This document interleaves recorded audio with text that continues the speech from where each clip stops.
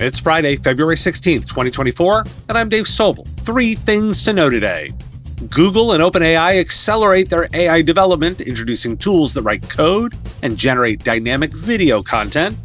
Remote work opportunities shrink as companies increase in-office days, a Ringover report finds, and our Friday big ideas around AI, historical context, job displacement, and how to capitalize on it all.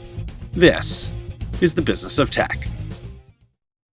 With as many breaches and security concerns as I report in this show, it should be obvious that cybersecurity is not just about technology, but also the human expertise needed to interpret and respond to complex threats. Huntress is focused on elevating SMBs and MSPs around the world. Huntress has a suite of fully managed cybersecurity solutions powered by a 24/7 human-led SOC, dedicated to continuous monitoring, expert investigation, and rapid response. And the proof is the execution. Huntress is the #1 rated EDR for SMBs on G2. Want to know more about the platform? Visit huntress.com/MSP radio to learn more. A significant upgrade that didn't take long. Google is launching Gemini 1.5, an upgraded version of its large language model with improvements such as a larger context window of 1 million tokens and using the mixture of experts technique. Gemini 1.5 aims to be a powerful tool for businesses, allowing for larger queries and more personalized context. The model will be initially available to developers and enterprise users, with plans for a consumer rollout in the future. According to a recent Bloomberg report, Apple plans to launch an AI tool that writes code, similar to Microsoft's GitHub Copilot. The tool is expected to be released this year and will be available for iOS app developers. Apple is also working on AI features for iPhone, iPad, and macOS. OpenAI announced Sora, an AI model that can generate realistic and imaginative scenes from text instructions. It can create videos up to a minute long while maintaining visual quality and adherence to the user's prompt. The model has a deep understanding of language and can accurately interpret prompts to generate compelling characters and scenes. However, it may have weaknesses in simulating complex physics and precise descriptions of events. Sora is a diffusion model that uses a transformer architecture and builds on past research in DALL-E and GPT models. According to a Jump Cloud report, nearly 4 in 5 IT admins believe that AI adoption will positively affect their organizations. However, almost half of them express concerns about the impact of AI on their job. Younger technologists are more worried about their career outlook in the age of AI compared to older workers. Why do we care? Model development is moving crazy fast. In coverage, I noted that Gemini's larger queries can handle the entire Lord of the Rings trilogy. And you know someone's done it. So far, these key players are Microsoft and OpenAI, Google, Anthropic, Meta, and dark horse Apple with AI models. On top of your existing vendor management, this is more to track. A shortage of skilled workers for tech roles is increasing competition in hiring, per reporting in Computer Weekly. AI, ML, data, cyber, and cloud skills are in demand, but lacking. Competitive pay, benefits, and flexibility are important factors for tech workers. Tech hiring has been fluctuating due to the pandemic, but is now increasing, focusing on increasing headcount in the first half of 2024. Axios notes that managers and employees are using ChatGPT to write performance reviews, finding it helpful for the daunting and monotonous tasks. While it saves time, users emphasize the need to review and edit the AI-generated responses. Generative AI in performance reviews aims to improve the process and focus on growth and development. However, it's important to note that AI-generated content can be recognized and should not be solely relied upon. According to a report by Ringover, remote work jobs are becoming harder to find, as in-office days at major U.S. companies have increased from 1.1 days per week in 2021 to 3.4 days in 2023. The U.S. also trails behind its major peers in remote work, with only 11.5% of office-based roles being fully remote. Despite this, a survey conducted by Ringover found that nearly 2/3 of respondents would take a lower salary to continue working remotely, and 85% believe all remote-capable jobs should be remote first. A recent congressional hearing challenged the productivity and efficacy of remote work policies within the U.S. Department of Interior. However, evidence presented by Mark Green, the department's chief human capital officer, showed that telework had not only preserved productivity, but also enhanced it. Studies and reports have consistently shown the positive impact of remote work on performance and productivity, challenging traditional beliefs about the effectiveness of in-person work. And Business Insider echoing some of my sentiments. Enforcing big companies' return-to-office mandates may push workers towards startups and small businesses. These smaller firms are more likely to offer remote work options to avoid expensive office leases. Research suggests that RTO mandates can negatively impact employee morale. Disgruntled workers seeking more flexibility may find opportunities in smaller companies, which can compete against larger corporations by attracting and retaining talent. I also wanted to highlight another Axios piece about the confusion around the new norms for taking sick days. With the shift from remote work to the office, tensions arise between employees who are used to working through illness and those who want to avoid getting sick. Changing norms and the threat of layoffs may discourage workers from taking the necessary sick days. In schools, rules around staying home when ill are also changing, contributing to chronic absenteeism.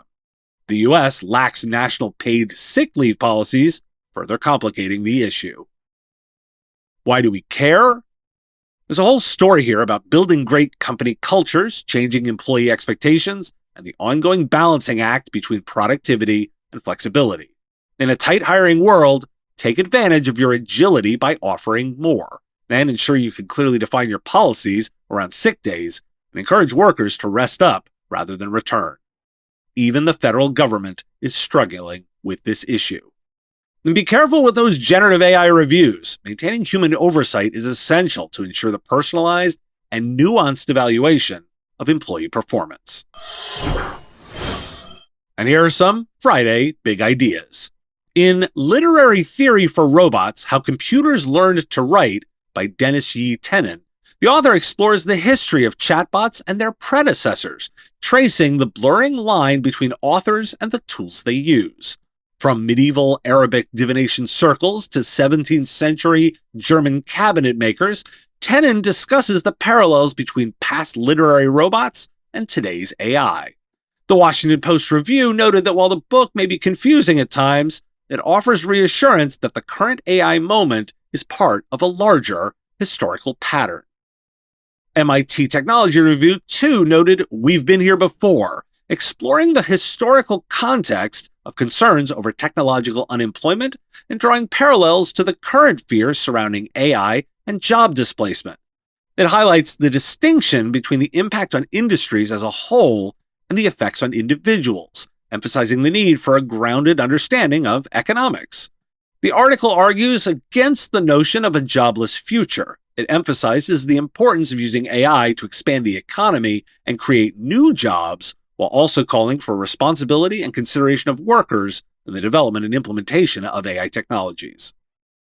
Donald Clark writes that the idea that AI will only augment jobs and not replace them is a lie. AI has already displaced jobs in various industries, such as print advertising, bookshops, and retail. It has also led to losing jobs in translation and online learning. AI technology will have multiple impacts, including job augmentation, job losses for non-adoption, gradual job losses, job automation, the disappearance of legacy companies, and the creation of new jobs. The timing of these impacts is uncertain, but they will happen. Middle management and graduate jobs involving text production are at risk. Human exceptionalism should not be overestimated, as AI is competent in various cognitive tasks. Computer Weekly examines the potential for making money out of generative artificial intelligence in the channel. Gen AI is seen as a game changer that can turbocharge digital transformation and provide new opportunities for the channel. Use cases for generative AI span various business functions, including sales, marketing, HR, and operations. However, there are risks, such as data privacy and security. The channel can take advantage of generative AI by preparing clients for AI adoption, creating custom AI solutions, offering AI integration services and providing user education. As the technology evolves, more use cases, certifications, and partner programs are expected to emerge. An article in Forbes discusses the differences between public AI and private AI. Public AI is accessible to anyone with an internet connection and is built by researchers and developers who share their work openly. Private AI, on the other hand, is designed for data privacy and security and operates on confidential or proprietary data. The article highlights the customization and data sensitivity benefits of private AI and the collaborative and innovative nature of public AI. It also mentions the potential for an enterprise AI infrastructure combining both benefits. Why do we care?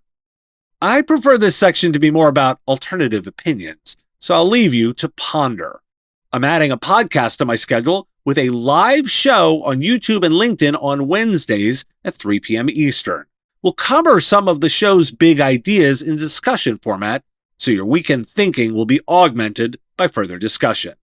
It'll be available immediately on YouTube, and the show will drop in this podcast feed on Saturdays. Thanks for listening. Today is National Almond Day, National Tartar Sauce Day, and National Caregivers Day. But don't combine those. Have a question you want answered? We're taking listener questions. Send them, ideally as a voice memo or video, to question@mspradio.com. I'll answer listener questions on that live show each week on Wednesdays at 3 p.m. Eastern on YouTube and LinkedIn. If you got a comment or a thought, put it in the comments in YouTube or reach out on LinkedIn if you're listening to the podcast. This week, there's a bonus episode dropping in your feed on Sunday. Luke Diaz gives insight into SaaS metrics, customer churn, and how it will impact IT services. It's a day off on Monday, so I'll be back again on Tuesday. Have a great weekend. The Business of Tech is written and produced by me, Dave Sobel, under ethics guidelines posted at businessof.tech. If you like the content, please make sure to hit that like button and follow or subscribe. It's free and easy and the best way to support the show and help us grow.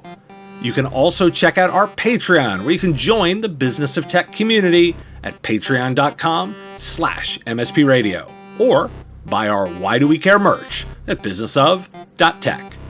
Finally, if you're interested in advertising on the show, visit mspradio.com/engage. Once again, thanks for listening to me, and I will talk to you again on our next episode of The Business of Tech. Part of the MSP Radio Network.